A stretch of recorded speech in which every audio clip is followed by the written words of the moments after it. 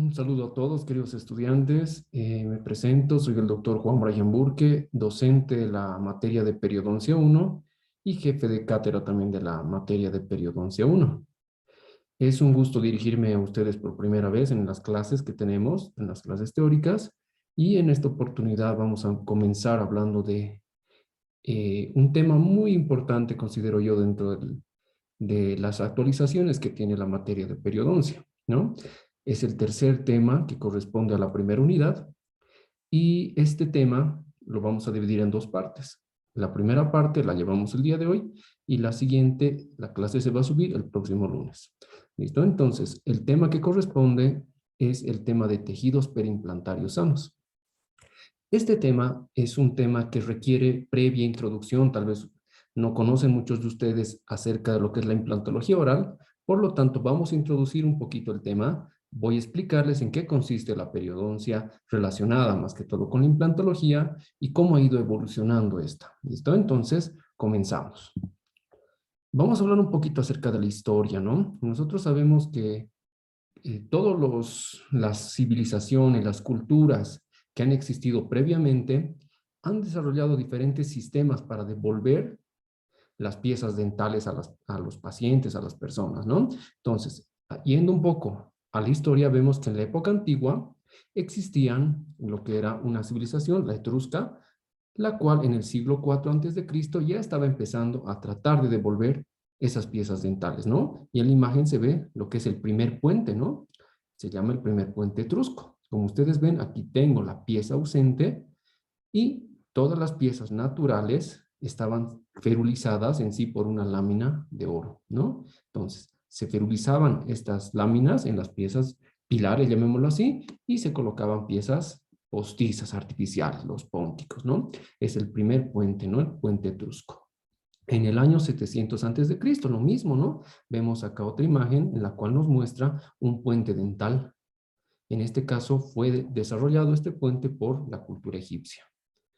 Esta cultura egipcia, obviamente, ha sido una de las culturas más desarrolladas a lo largo de la historia y podemos decir que la tecnología y los avances de esta hacían posible que hagan ciertas perforaciones en las piezas ausentes, las cuales eran tal vez pasadas por hilos o alambres de oro, ¿no?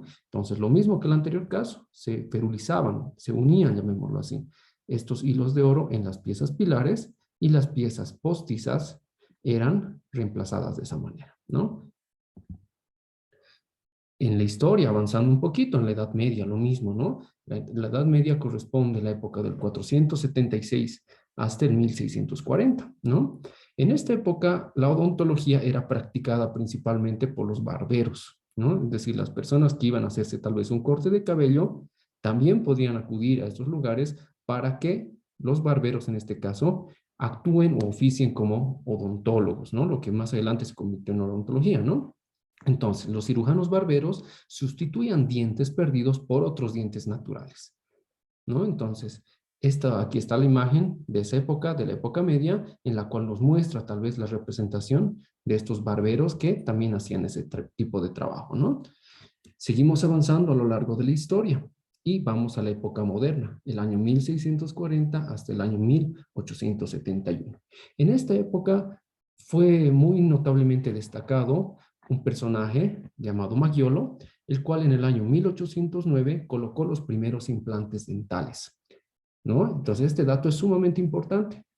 La implantología moderna, digámoslo así, la implantología se sentó a partir de esta fecha, ¿no? 1809. En esta fecha, Maggiolo instala los implantes, pero ¿de qué material estaban hechos estos? De oro, ¿no? Colocaba piezas dentales de oro en un alveolo recién extraído y esperaba, obviamente no con mucho éxito, él esperaba de que el implante de oro se tal vez integre o se osifique o cicatrice en sí en ese alveolo recién extraído. Y vamos a la edad contemporánea, la época contemporánea. En el año 1915, Greenfield documentó las bases de la implantología moderna. Lo mismo, ¿no? Greenfield es un odontólogo, ¿ya? El cual sentaba, ¿sí? Lo que son las bases de lo que vendría a ser la implantología como la conocemos en este periodo. Se decía que Una vez instalado el implante, este implante tenía un periodo de curación. Es decir, no podíamos someter a esa pieza dental artificial, a ese implante, a carga, a trabajo, ¿no? Decía que había que esperar 3 meses sin carga, dice, ¿no? ¿Qué quiere decir sin carga? Que ese implante dental que está ahí en el hueso no tendría que sufrir ningún tipo de movimiento ni ningún tipo de contacto con las piezas antagonistas, llamémoslo así, ¿no? Y también empezaba a hablar de lo que eran las normas sanitarias de limpieza y esterilidad. Al realizarse este tipo de implantes, se requería sí o sí un ambiente propicio. Podría ser un consultorio odontológico, pero obviamente con las medidas necesarias de seguridad, de esterilidad, lo que se conoce ahora como bioseguridad, y obviamente tenía que ser limpio y estéril, ¿no? Y tal vez la tercera regla dentro de esta época contemporánea es la biocompatibilidad. ¿Qué significa biocompatible? Quiere decir que mi organismo no rechaza este elemento externo, este elemento artificial, que es el implante, ¿no? Entonces, lastimosamente en esa época la biocompatibilidad no estaba desarrollada debido a que los implantes dentales estaban siendo realizados por cierto tipo de metales, pero estos metales no cumplían esta característica, la biocompatibilidad. Más adelante, fíjense, a partir ya del año 1913, hay un suceso sumamente importante, ¿no? Primero, la implantología se divide en 2 grupos y hay 2 escuelas prácticamente. La primera se llama la escuela subperióstica de Dahl, como su nombre lo dice, subperióstica, es decir, el implante dental se localizaba sobre el hueso, no atravesaba, llamémoslo así, la superficie ósea, sino se colocaban sobre el hueso. Y la otra escuela era la intraósea de Stroke. En el caso de las intraósea de Stroke, ya el implante dental era introducido dentro del hueso, obviamente se tenía que perforar ese hueso, ese maxilar superior o inferior, y se conseguía de esa manera la instalación del implante, ¿no? Y el año 1914, el 14 de abril, se coloca el primer implante aloplástico en el alveolo y fue realizado por el doctor Florestan Aguilar, el año 1914. Aloplástico, un elemento extraño, externo, diferente a los que tenemos en el organismo, ¿no? Y el año 1952, el doctor Brannemark y Alfredson se empezaron a realizar estudios en los cuales, fíjense la imagen de acá, ellos tenían como propósito instalar una cámara, aquí está esa cámara, la cual tenía como propósito ver la microcirculación dentro de una tibia de conejo, ¿no? Entonces lo que ellos buscaban era prácticamente fotografiar glóbulos rojos y ver cómo surgía ese proceso, ¿no? De reparación en esta tibia. Pero no contaban con que iban a descubrir algo por accidente, llamémoslo así, ¿no?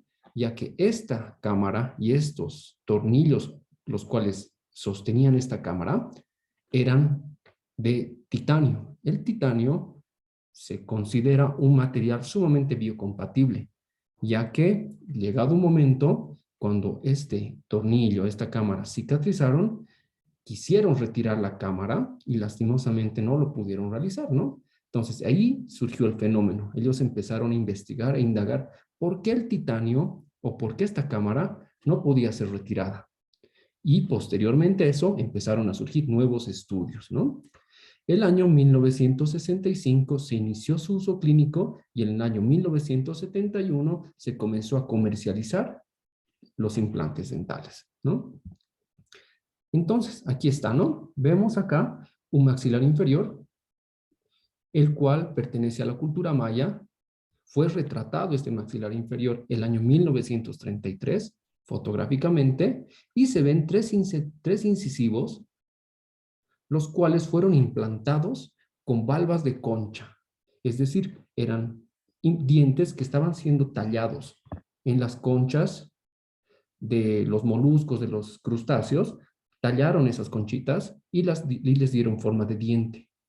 Posteriormente, esas conchitas, esos dientes tallados, fueron introducidos en alvéolos recién extraídos, ¿no? Entonces, se puede decir que estos son los primeros implantes aloplásticos en la historia del hombre,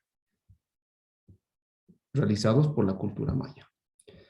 En la época del Renacimiento, en el siglo XVI, se encuentra un cuadro, fíjense, ese es el cuadro, el cual se encuentra en el Museo del Louvre, en la Biblioteca de Artes Decorativas, con la siguiente inscripción, es decir, al pie de ese cuadro dice, edentarius sacamuelas implantarius implantólogo, ¿no? Entonces, en esa época ya se le daba esas funciones a los odontólogos, a los dentistas, ¿no?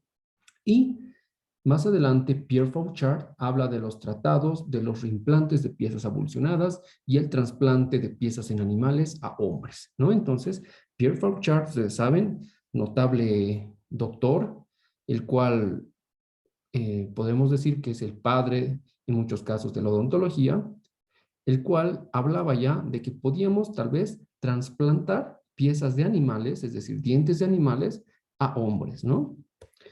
Obviamente eso no tenía mucho éxito en esa época, ¿no? Pero ya se empezaba a hablar de la implantología. En la época del Renacimiento, el año 1777, John Inter escribe su obra Natural History of the Human Teeth, ¿no?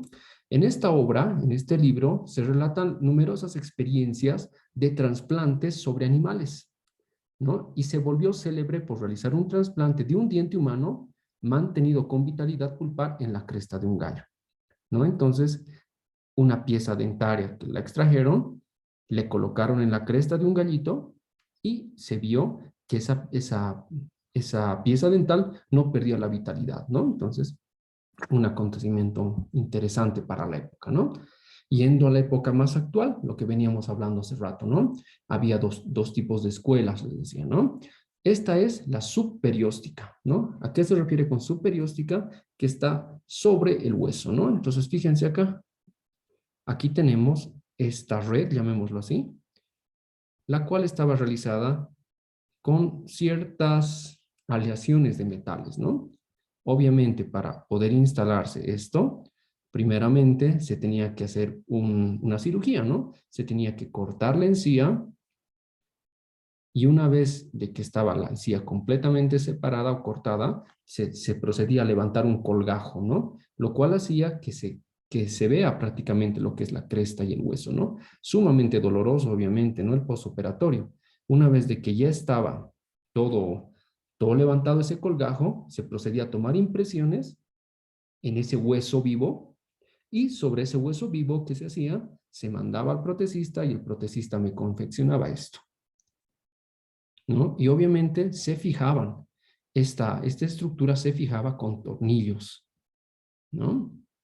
En esta época todavía no se conocía lo que era el implante, o mejor dicho, lo que era la osseointegración, lo que era el titanio, ¿no? La biocompatibilidad de este material.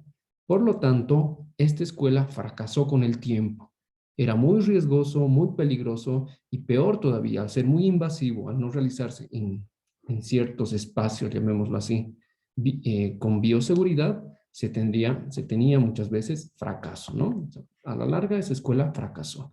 Y es lo que les explico, fíjense, se hacía un corte de la encía, se levantaba completamente la encía, se le hacía un colgajo completo prácticamente, y sobre esto se tomaba una impresión. Una vez de que volvía del laboratorio esa estructura metálica, era instalada con tornillos, ¿no? Entonces, sumamente doloroso, sumamente complicado, y obviamente no había la biocompatibilidad, por lo tanto, esta escuela completamente fracasó. Y la otra escuela, ¿no? La que decíamos que ya había cierto grado de invasión dentro del hueso, ¿no? Y tenemos los primeros sistemas de implantes transóseos o transmandibulares. Este tipo de implantes fueron diseñados en esa época por Boxster, ¿no? En Alemania, el año 1946. Como su nombre lo dice, ¿no? Es transóseo, es decir, tenemos dos superficies metálicas, una en la parte superior, en este caso de la mandíbula, y otra en la parte inferior, ¿no? La cual era unida, ambas superficies, con tornillos, los cuales atravesaban por completo este hueso. Si se fijan ustedes, estamos hablando solo de mandíbula, ¿no? En este caso, porque aquí no hay ningún reparo anatómico complicado. Aquí tenemos los agujeros mentonianos, obviamente por ahí pasan los vasos y nervios mentonianos, pero aquí adelante En el sector anterior no había ninguna estructura compleja, ¿no? Pero igual fracasó esta escuela debido a que era muy, muy doloroso para el paciente y también no se tenía cierto éxito en lo que es la biocompatibilidad. A la larga, al no ser metales compatibles, el organismo los terminaba rechazando o se infectaban a la larga, ¿no? Aquí vemos esta radiografía, que es más o menos esto que les estoy mostrando, ¿no? Aquí están las dos superficies, las cuales eran atravesadas por completo, y en estos tornillos, en estos pilares, en estos muñones que quedan acá, se instalaban las piezas dentales, es decir, se atornillaba una prótesis, ¿no? Se atornillaba una prótesis, pero no tuvo éxito este tipo, estas técnicas, y fracasaron con el tiempo. Y vemos ya cómo poco a poco han ido cambiando y modificándose la estructura tal vez del implante, ¿no?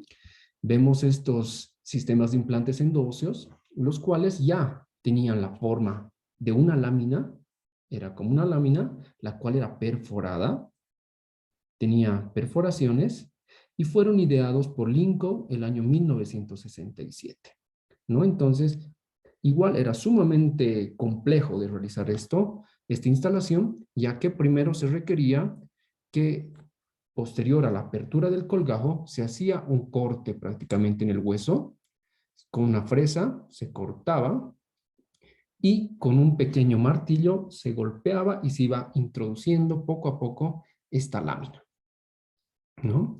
Esta lámina todavía no estaba diseñada a partir de titanio, por lo tanto el cuerpo también lo rechazaba. Estos implantes tenían cierto grado de éxito en unos cuantos años, pero con el tiempo, lastimosamente, estos fracasaban porque no existía lo que es la biocompatibilidad. ¿Listo? Aquí hay más o menos alguna representación gráfica de lo que era, ¿no? De cómo se realizaba este procedimiento. Poco a poco han ido evolucionando, han ido cambiando, han ido mejorando tal vez estos sistemas de implantes. Y tenemos el sistema de implantes endóseos de IMZ el año 1978, ¿no? En este caso, los implantes ya han ido evolucionando en forma. Ya no solamente eran en lámina, ¿no? Sino que ya tenían una forma cónica, ¿no? Son de forma cónica prácticamente, cilíndrica, ¿no? Todavía no estaban realizados a partir de titanio, pero ya tenían cierta idea de que estos espacios, digámoslo así, estas perforaciones que quedan, podían volver a regenerarse con hueso, ¿no? O sea, esa es la idea, que vuelva a crecer acá hueso y por lo tanto que sea difícil de extraerlos, ¿no? Aquí está lo mismo, la radiografía de un paciente que tenía este tipo de implantes, pero si se fijan acá hay cierto grado de infección, de rechazo. Entonces, lo más probable es que este implante igual con el tiempo se hayan movido y se hayan perdido. Era muy pequeño o muy corta la tasa de éxito y por lo tanto este tipo de implantes también ha sido desechado con el tiempo. Otro tipo de implantes, el sistema de implantes endóseos Bonfit del año 1973, ¿no? Este sistema fue desarrollado por Schroeder en la Universidad de Berma. La originalidad de este sistema consiste en que después de la impactación quirúrgica, el implante debía ser introducido con movimientos de giro. Entonces, ¿qué quiere decir? Se hacía una perforación en el hueso y una vez de que tenía cierta estabilidad, estos implantes permitían que el implante sea atornillado.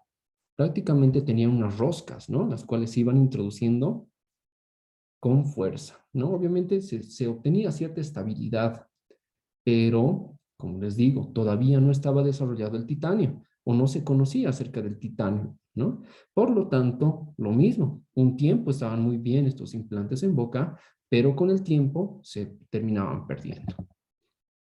Otro tipo de implantes, los del sistema endóseo de Frialit 2, ¿no? Esta casa fue desarrollada en Alemania y indicaba que inmediatamente a la extracción de una pieza dental se podía colocar estos implantes, ¿no? Son de forma cónica, de conexión interna. Más adelante les voy a explicar un poquito qué significa conexión interna.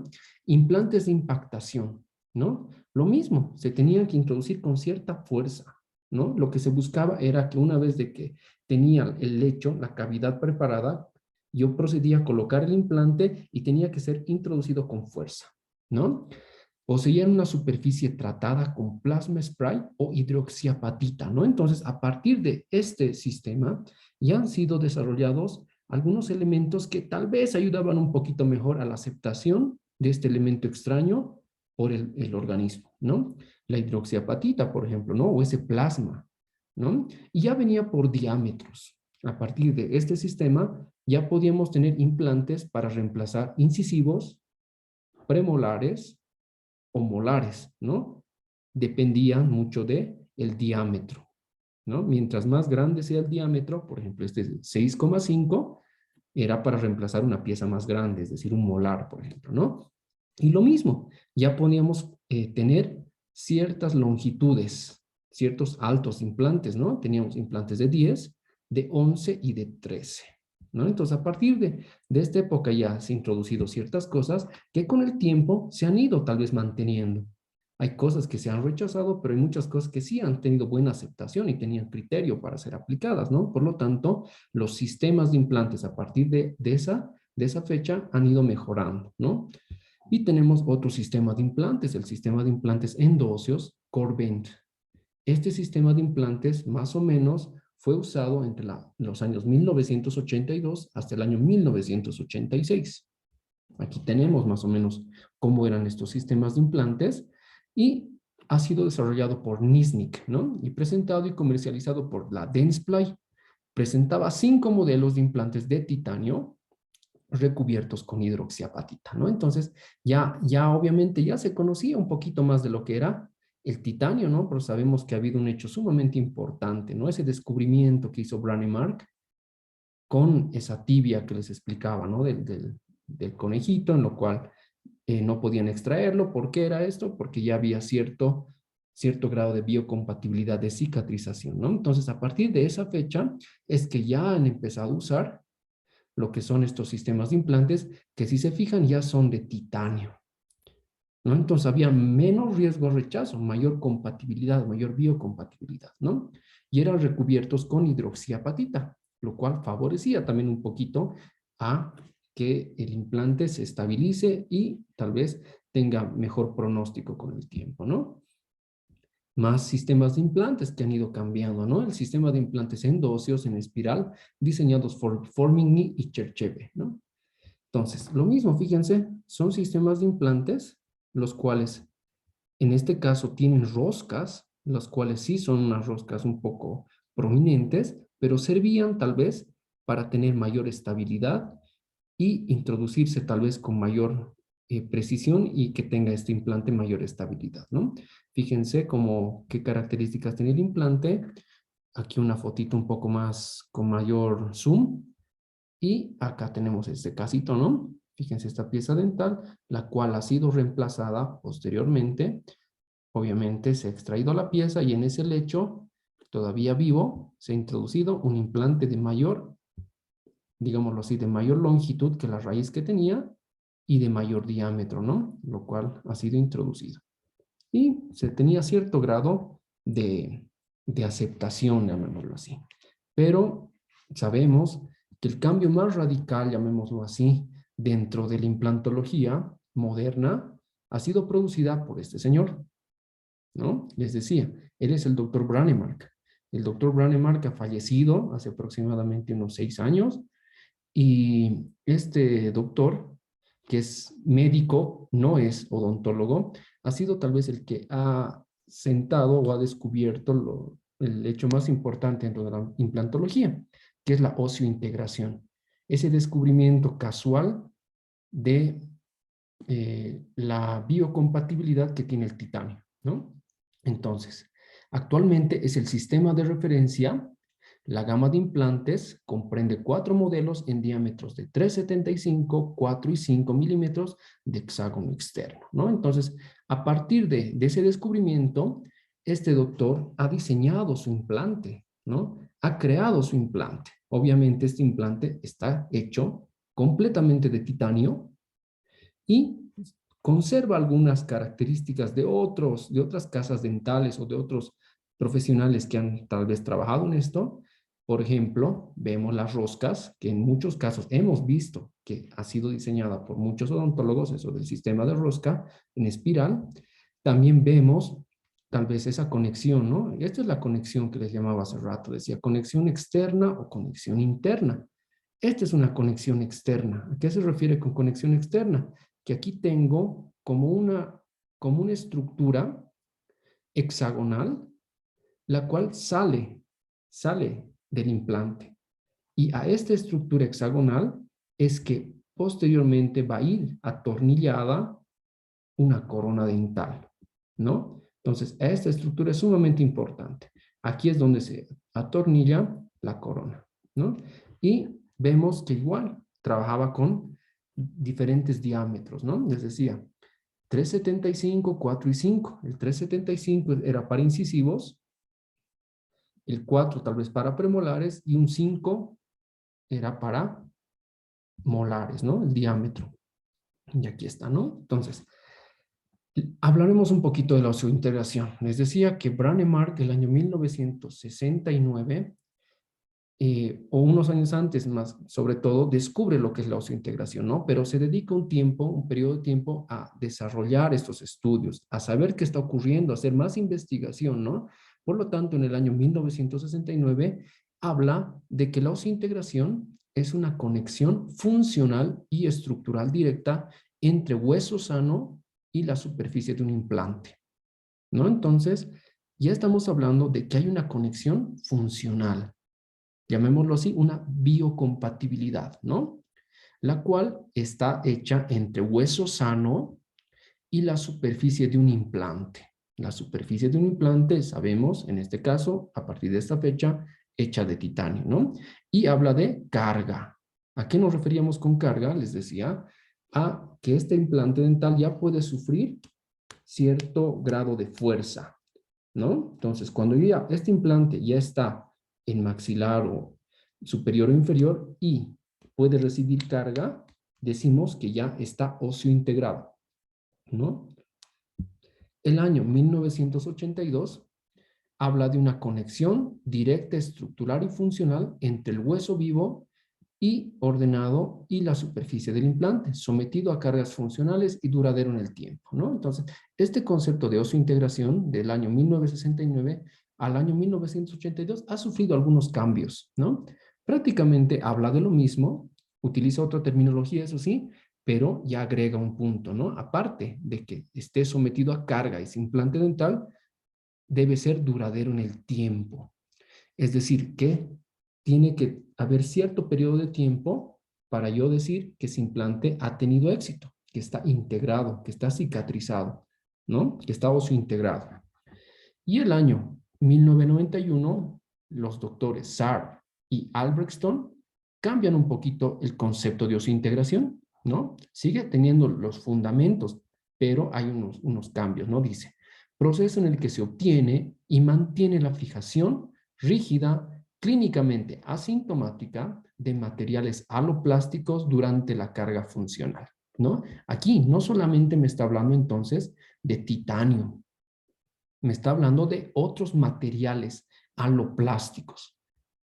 En la actualidad, no solamente el titanio es un material biocompatible, sino existen otros elementos, por ejemplo, el circonio, que también es biocompatible, ¿no? Entonces, por lo tanto, en la actualidad, los implantes pueden ser de titanio o de circonio. Pero, ¿a cuál es la ventaja y desventaja?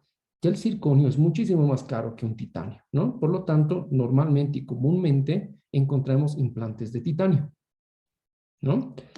Pero en el concepto de osseointegración ya habla de otro tipo de materiales, aloplásticos en este caso, y sigue manteniéndose durante la carga funcional, ¿no? Es decir, la actividad normal de masticación que tenemos, ¿no? Entonces, si existe carga funcional y ese implante no se mueve y es duradero en el tiempo, entonces sí podemos decir que ha habido osseointegración, ¿no?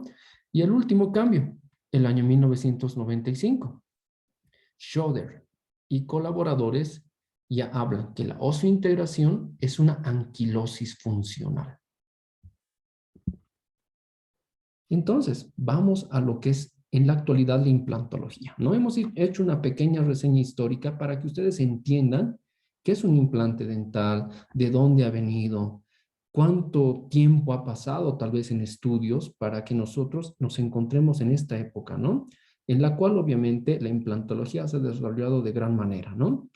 Entonces, la implantología es la ciencia y disciplina que se dedica mediante procedimientos quirúrgicos y el uso de materiales aloplásticos a sustituir piezas dentarias perdidas, devolviendo la función y estética del paciente, ¿no? Entonces, ese es el concepto actual de implantología, ¿no?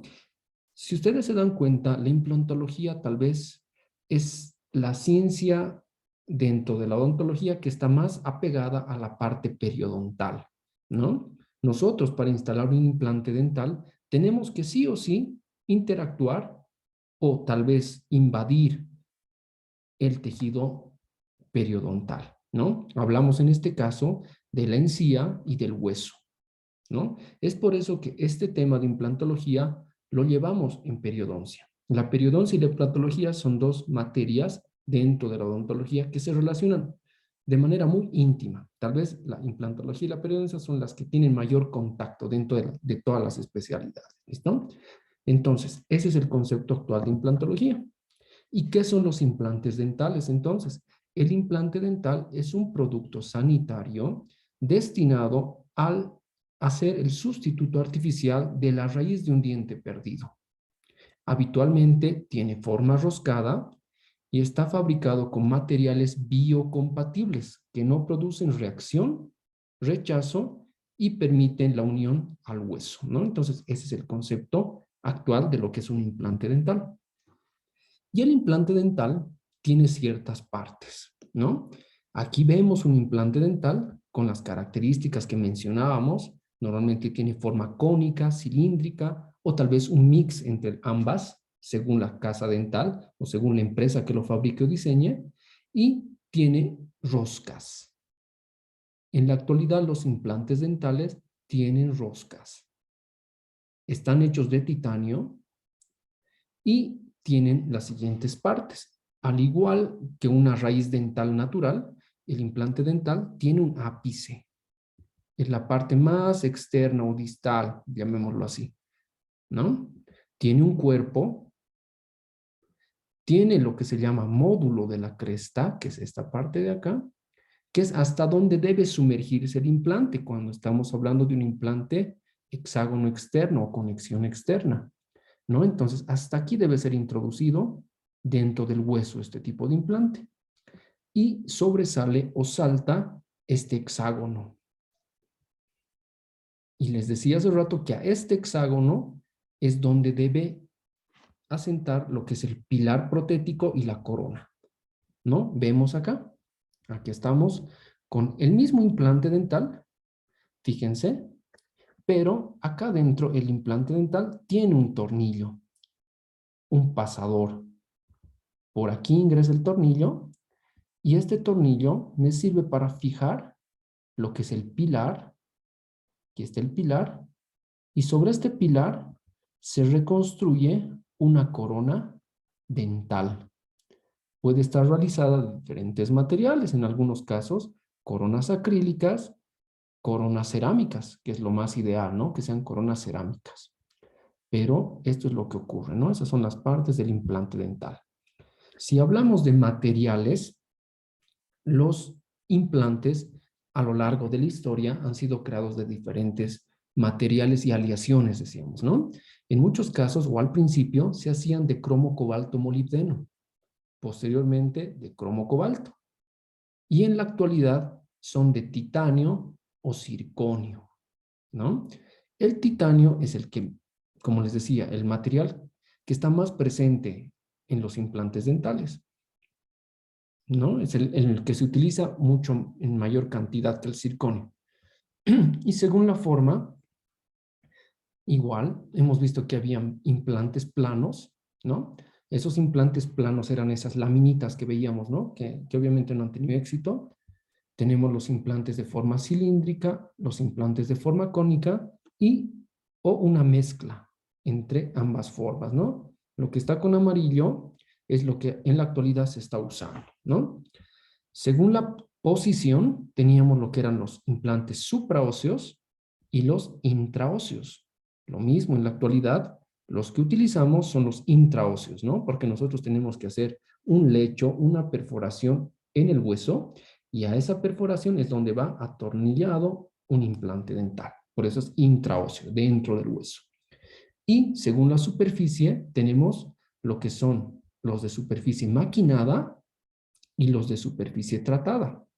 Los de superficie maquinada son lisos, son estos metales los cuales no tenían ningún tratamiento en su superficie.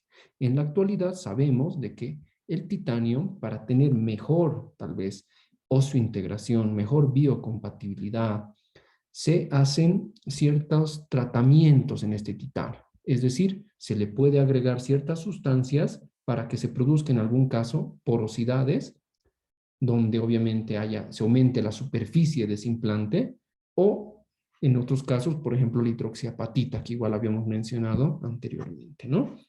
Entonces, hablando acerca de la macrogeometría, tenemos que tenemos superficies tratadas, y aquí está una superficie tratada, lo que les decía, ¿no? Es como si yo le echara ciertos ácidos a la superficie del titanio para que se produzca estas, llamémoslo así, erosiones, ¿no? Esas depresiones irregulares, las cuales aumentan la superficie, ¿no? Entonces, por lo tanto, cuando el hueso entra en contacto con esto, va a tener mayor superficie de contacto el hueso, por lo tanto va a tener mejor biocompatibilidad, ¿no? O el otro tipo que ya no se utiliza, la superficie pulida, ¿no? Y según la forma, aquí vemos, ¿no? La forma cilíndrica y la forma cónica. Aquí están. Algunos cilíndricos, otros cónicos también. Entonces, tipos de superficie de un implante dental. Tenemos implantes con superficies lisas, ¿no? Dice, las superficies lisas son de titanio pulido microscópicamente y son las primeras que se utilizaron en la práctica hasta descubrir ese proceso de osteointegración. Son implantes de aspecto metálico brillante, ¿no? Es decir, no tiene absolutamente ningún trabajo, no se les coloca ninguna sustancia para tratar esta superficie. Son lisos, completamente lisos, ¿no? Y aquí tenemos lo que son las superficies tratadas para convertir los implantes un poco más porosos, ¿no? Fíjense, esto es como si yo viera el implante en macro, llamémoslo así. Aquí voy un poquito más con zoom, más microscópicamente veo una de las rosquitas, llamémoslo así, o muesquitas que tiene este implante, y veo cómo están estas superficies, ¿no? Es como les decía, ¿no? Se agregan ciertos ácidos para producir erosión. Esta erosión, ¿qué va a hacer? Que haya mayor superficie de contacto de hueso con el implante. Ese es el propósito, ¿listo? Normalmente este proceso se puede obtener por adición o sustracción. Adición, cuando yo agrego tal vez algún elemento a esta superficie que está lisa, yo agrego algún elemento, eso es adición. O cuando es sustracción, cuando yo le coloco ciertos ácidos, los cuales van a erosionar, ¿no? Implantes con superficies modificadas, ¿no? Los implantes con superficies modificadas se obtienen mediante el adicionamiento a nivel ultraestructural del implante de titanio, ¿no? Lo que hace rato les hablaba, ¿no? Algunos ejemplos de este acondicionamiento son la implantación iónica, tratamiento con láser y corriente electrotérmica, ¿no? Estas todavía se encuentran en fase experimental. Se sigue estudiando e investigando acerca de este tratamiento a las superficies, ¿no? Veremos lo que son los implantes endóseos Brånemark, ¿no? Les decía, los implantes tal vez que han sido el boom en la época y ha sido los únicos que tenían este diseño, ¿no? La gama de implantes comprendía 4 modelos, diámetros de 3,75, 4 y 5 milímetros de hexágono externo, ¿no? Es de Brånemark.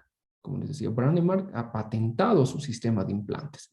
¿Qué quiere decir esto? Que nadie podía copiar este sistema de implantes, ¿no? Entonces, él era el dueño y él era el único encargado de comercializar estos, ¿no?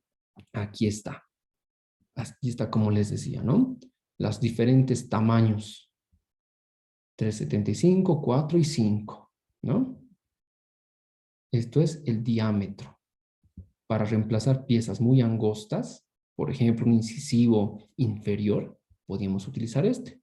Un 4 es un poco más intermedio, ¿no? Puede ser para un incisivo central superior, para un premolar, y el 5 es para piezas molares, porque tengo mucha superficie, ¿no? Entonces aquí sí va a ir un molar. Y aquí está cómo se ve en boca, ¿no? El implante va introducido hasta esta cresta que les decía, ¿no? Y lo único que sobresale y con el tiempo, ¿no? Porque tengo que instalar este implante y tengo que esperar cierto tiempo que se integre. Varía el tiempo dependiendo del tipo y calidad de hueso que tenga el paciente, ¿no? Aproximadamente con este sistema de implantes, en el maxilar inferior se esperaba 3 a 4 meses, ¿no? En 3 o 4 meses yo no podía colocar nada todavía sobre este hexágono. Tenía que esperar ese tiempo para que cicatrice. Y en el maxilar superior era 6 a 7 meses aproximadamente. Una vez pasaba estos lapsos de tiempo, yo recién podía aquí atornillar un pilar y una corona. Este es el sistema Brånemark hexágono externo. Fíjense, se ve el hexágono, ¿no? Es como si sobresaliera una tuerca más o menos, ¿no? Pero con el tiempo ha habido cambios en este diseño, ¿no? Y han empezado a surgir lo que son los implantes de conexión interna o hexágono interno. Es muy parecido al anterior, fíjense, pero en este caso el hexágono, aquí está externo, aquí está interno. Es más o menos esto. Es lo opuesto a esto, ¿no? ¿Por qué se ha hecho este cambio? Se ha visto que este diseño, lastimosamente, con el tiempo presentaba ciertos movimientos, tal vez imperceptibles, los cuales generaban cierto grado de tensión en el hueso y producían cierto grado de reabsorción de hueso. Por lo tanto, han visto que este sistema no se mueve tanto el implante, ¿no? Entonces, no hay mucho movimiento, por lo tanto, no hay pérdida de hueso alrededor de este implante, ¿no? Este sistema hexágono interno se puede decir que ha reemplazado ya en muchos casos. Diagnóstico y plan de tratamiento, ¿no? Entonces, ¿en qué pacientes yo puedo recomendar y está permitido instalarles implantes y en quienes no, ¿no? Vamos a hablar de lo que son las contraindicaciones absolutas y relativas. ¿En qué implantes puedo colocar implantes? ¿En qué pacientes puedo colocar implantes, no? Tenemos las absolutas, es decir, por nada se puede colocar implantes en pacientes que tengan cardiopatía isquémica, coagulopatía grave, hepatopatía grave, nefropatía grave, paciente joven en crecimiento, ¿no? Entonces, si el paciente está en alguna de estas situaciones, no se le puede colocar implantes. ¿Y cuáles son las relativas? ¿A qué me refiero con relativas?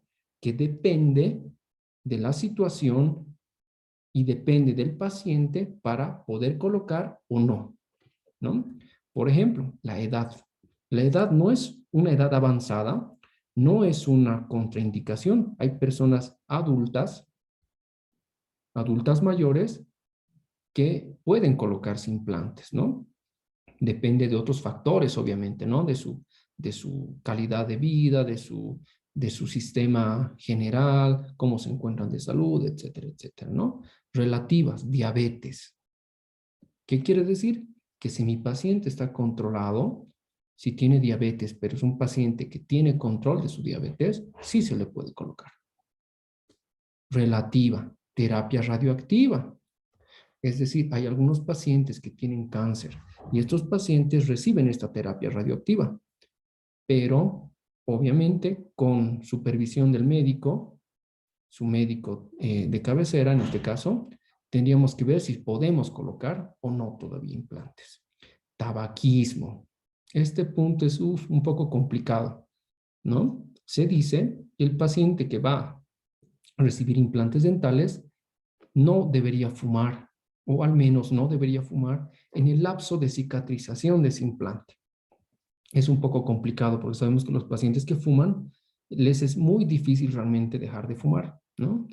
Insuficiencia coronaria es otra contraindicación relativa y terapia anticoagulante. Lo mismo, pacientes que toman de rutina ciertos medicamentos anticoagulantes por alguna enfermedad sistémica, dependiendo, ¿no? Habría que hacer interconsulta con el médico encargado. Contraindicaciones locales. Lo mismo, dentro de las contraindicaciones locales tenemos las contraindicaciones absolutas y relativas. ¿Cuáles son las absolutas? Y locales estamos hablando. Primero, enfermedad periodontal no controlada y patología de las mucosas orales. ¿Qué quiere decir? Que si mi paciente está con algún grado de enfermedad gingival o periodontal, una enfermedad activa, yo no puedo colocar implantes, ¿no? ¿Qué tendría que hacer? Obviamente desfocalizar, eliminar tal vez la patología, la periodontitis, etcétera, pero es muy difícil, ¿no? En muchos casos, si este paciente es proclive a tener enfermedad periodontal, lastimosamente no tiene buen pronóstico, ¿no? ¿Qué pasa? Que si ha tenido enfermedad periodontal, lo que pasa normalmente es que pierda hueso. Y yo para instalar implantes dentales necesito hueso, ¿no? Entonces, por lo tanto, sí podemos decir que es una contraindicación absoluta. Patología de las mucosas orales, lo mismo, ¿no? Cualquier patología de las mucosas donde voy a instalar el implante es una contraindicación absoluta. Relativa, cantidad ósea insuficiente, calidad ósea insuficiente, distancia interoclusal excesiva o insuficiente para funciones y bruxismo. Hablando de estos dos primeros puntos, ¿no? Dice que es la cantidad y la calidad ósea son las contraindicaciones relativas. ¿Por qué? Porque según el caso se puede hacer ciertas técnicas regenerativas, ¿no? Se puede regenerar el hueso, pero obviamente no siempre se puede lograr, ¿no? Depende de muchos factores para yo poder conseguir incremento en cantidad y calidad de hueso. Es muy complejo, ¿no? Pero en algunos casos, si el caso amerita, sí se puede hacer, ¿no? Hay ciertos casos en los cuales sí se puede realizar. Aquí están algunos casos para que ustedes entiendan cuáles son las contraindicaciones, ¿no? Hace rato hablábamos de espacio interoclusal insuficiente, decía, ¿no? En este caso, fíjense la imagen, este paciente, si quiere ser rehabilitado con implantes dentales, tengo que pensar dónde va a ir la corona, ¿no? Fíjense, no tiene espacio para las coronas. Entonces, esta sí es una contraindicación relativa, dice. ¿Por qué? Porque obviamente yo puedo hacer tal vez alguna modificación en este hueso. En este caso, tal vez tratar de hacer una ostectomía, ¿no? Cortar hueso. Tal vez un poquito para ver si puedo instalar corona, ¿no? Pero es una contraindicación. Bruxismo, ¿no? Hemos dicho que para que este implante tenga éxito y logremos la osseointegración, este implante tendría que tener no solamente duración en el tiempo, sino también tendría que ya poder ser sometido a fuerzas, ¿no? ¿Qué pasa con los pacientes que bruxan? El paciente que bruxa lo hace de manera inconsciente y en las noches muchas veces va a ejercer esa presión y esa fuerza. Muchas veces esa fuerza es completamente destructiva, ¿no? Y si yo tuviera, por ejemplo, esta pieza que fuera un implante dental, si yo constantemente le estoy ejerciendo presión, estoy sobrecargando en fuerza, puedo lastimosamente hacer que este implante a la larga fracase en la osseointegración. Otra contraindicación, fíjense, esto es un reborde óseo, ¿no? Está sumamente delgadito. Es un maxilar superior, pero fíjense, prácticamente tenemos milímetros de espesor. Es muy delgado. Hay técnicas en las cuales yo puedo aumentar el ancho de esto, ¿no? Porque hemos dicho que tenemos implantes de 3,75, de 4, de 5 de diámetro. Pero imagínense un implante de 4, de 5 para este sector posterior que debería ser para un molar, no voy a poder conseguir, ¿no? O sea, se va a salir las roscas por los costados. Entonces, ¿qué tendría que hacer este paciente? Ver alguna técnica regenerativa. Algunas técnicas son más invasivas que otras. se le extrae al paciente hueso, tal vez de él mismo, de ciertas áreas, y se les coloca acá bloques de hueso, ¿no? Se puede extraer del mentón, de la rama ascendente, de muchos lugares se puede obtener un pedacito de hueso. Obviamente esto se instala con tornillos de titanio, ¿no? Hemos dicho la biocompatibilidad, en este caso se coloca tornillitos para fijar eso y hay que esperar cierto lapso de tiempo para que cicatrice, aproximadamente 6, 7 meses, y posteriormente a que ya cicatrizó, recién puedo hacer otra cirugía para instalar los implantes, ¿no? Son contraindicaciones relativas. Hablamos de la calidad de hueso. Es muy importante cuando uno va a instalar implantes dentales ver la calidad de ese hueso. No solamente en altura o en espesor, sino también ver el grado de irrigación que tiene ese hueso, ¿no? Sabemos que según sea la zona del maxilar o de la mandíbula, tenemos diferentes tipos de hueso, ¿no? En algunos casos tenemos mayor cantidad de tejido, menor cantidad de tejido esponjoso y una cortical sumamente amplia, ¿no? En este caso puede haber un 50-50, llamémoslo así, ¿no? Un 50% de trabeculado y otro 50% de tal vez un hueso más resistente, ¿no? Y en estos casos ya es un poco más complejo, ¿no? Según sea la zona, como les digo. En el maxilar superior, por ejemplo, podemos encontrar este tipo de hueso, este tipo 3 o este tipo 4, ¿no? Ahora, el ideal sería este 2, un 50-50, pero según sea la técnica, se puede colocar los implantes en cualquiera de estos tipos de hueso. Vamos a saltar un poquito esta parte porque aquí estamos hablando acerca de más o menos cuál es la cantidad de hueso que tendría que tener para restablecer un incisivo central, etcétera, etcétera, diferentes piezas, ¿no? Aquí está una técnica quirúrgica, ya acabando el tema.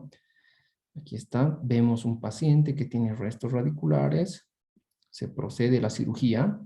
Cuando yo sé que mi paciente va a llevar implantes dentales o estoy planificando su rehabilitación con implantes dentales, tengo que tratar en lo posible de no dañar esas crestas, ese hueso, ¿no? Esas tablas óseas, ya sea vestibular o lingual o palatino. Tengo que hacer una extracción mínimamente invasiva, con mucho cuidado, porque si yo rompiese por alguna situación una tabla, voy a requerir cierto grado o cierto tiempo para regenerar esa tabla, ¿no? Entonces, en lo posible, tratar de hacer lo menos traumática posible la cirugía, ¿no? Y vemos cómo han quedado los lechos de las raíces, ¿no? Un molar tiene 3 raíces, acá están sus raíces. Y posterior a eso, en este caso, se ha preferido hacer tal vez una regeneración. ¿En qué consiste esta regeneración? Se le coloca ciertos injertos, pueden ser sintéticos, como en este caso. Se prepara ese injerto de hueso, se lo coloca dentro de esas cavidades que teníamos, se lo recubre con una membrana de celulosa, una membranita, es como una gelatina, llamémoslo así, que se coloca sobre esto, se coloca, aquí está.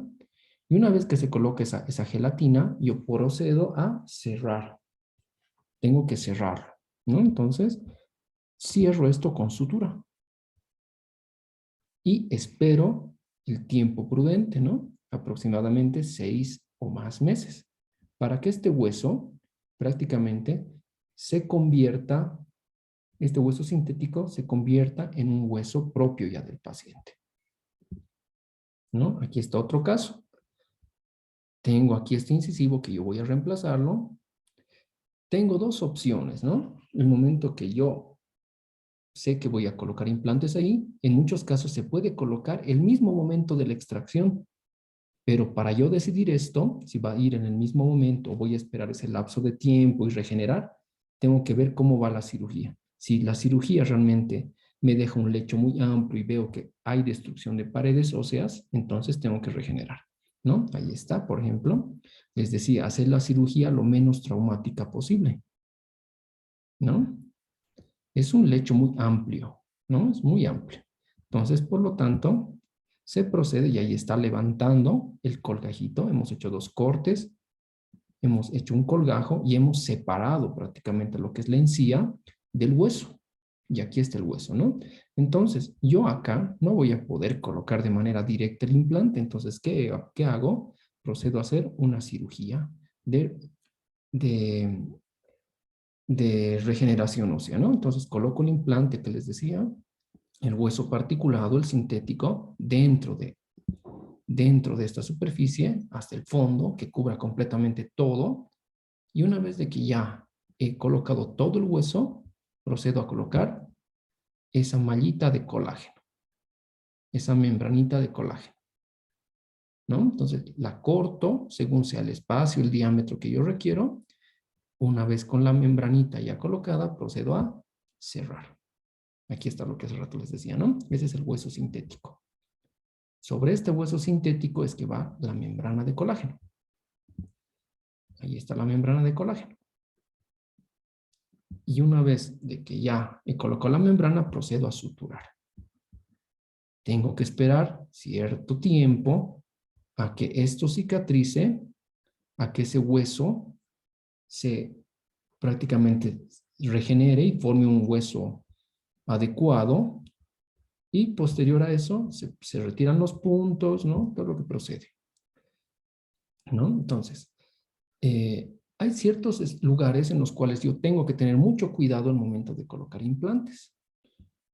En el caso de la mandíbula, sabemos que tenemos una estructura anatómica sumamente importante, ¿no? El nervio dentario inferior. Y este nervio dentario inferior transcurre por casi todo el cuerpo de la mandíbula, ¿no? Este nervio dentario inferior tiene su parte final en lo que son los agujeros mentonianos, ¿no? Entonces, tengo que tener mucho cuidado en esta zona, ya que colocar implantes en esta zona pueden hacer que dañemos o cortemos este nervio, provocando tal vez pérdida de sensibilidad permanente o parcial en nuestros pacientes, ¿no? Entonces, tengo que pedir radiografías. Yo para planificar la instalación de implantes se piden radiografías también, para ver qué distancia tengo desde la cresta ósea hasta el nervio dentario, ¿no? Aquí está el gráfico. Fíjense, aquí está el nervio dentario, ¿no? Es mucho riesgo si yo introduzco más de lo que debo. Puedo cortar, puede pasar este accidente en algunos casos, ¿no? Aquí está, en la zona anterior del maxilar inferior tengo lo que es el nervio mentoniano, decíamos, ¿no? Y el nervio incisivo también. Entonces son estructuras que yo tengo que tener mucho cuidado, ¿no? Al momento de hacer la cirugía para la instalación del implante. Y por el maxilar superior en la zona anterior, tengo que tener mucho cuidado con el nervio nasopalatino, ¿no? Ese nervio nasopalatino también puede ser cortado por accidente, ¿no? Entonces tengo que tener mucho cuidado al momento de hacer la cirugía. Todo estudio o toda planificación de implantes tiene que ser hecha sí o sí con radiografías. Sí o sí con radiografías, ¿no? Aquí estamos, ¿no? ¿Qué pasa con la zona mandibular anterior? Les dije que en esta zona prácticamente no tenemos ninguna estructura muy compleja, llamémoslo así, ¿no? No hay ningún nervio importante que pase por esta zona. Por lo tanto, en muchos casos se colocan 4 implantes solamente en esa zona, entre los agujeros mentonianos, 4 implantes, los cuales van a soportar y van a ser atornillados a una prótesis completa. Entonces, en muchos casos se coloca 4 implantes aquí adelante y sobre estos 4 implantes se diseña una prótesis total inferior, ¿no? La cual va soportada solamente con estos 4. Les decía, ¿no? El nervio nasopalatino, pero toda planificación de implantes se hace con radiografías. E incluso debería realizarse con tomografía, ¿no? Porque sabemos que la tomografía es un estudio ya que nos permite no solamente ver en sentido, qué sé yo, en sentido vertical o de mesial a distal, ¿no? También me permite ver en profundidad, ¿no? Entonces, lo mismo, en el maxilar superior tengo que tener mucho cuidado con el nervio infraorbitario en algunos casos, con las fosas nasales también. Hay que ver la distancia que tengo, ¿no? En muchos casos tengo que tener una altura adecuada para no invadir tal vez las fosas nasales, ¿no? Entonces, para concluir la clase, ¿no? Sabemos que existen ciertos factores, ¿no? Que tengo que yo tomar en cuenta siempre para la instalación de implantes. Primero tengo que ver la parte de la rehabilitación, ¿no? No solo colocar el implante, sino también tengo que ver si voy a poder rehabilitar ese implante, si está tal vez colocado en una posición adecuada para colocarle una corona, ¿no?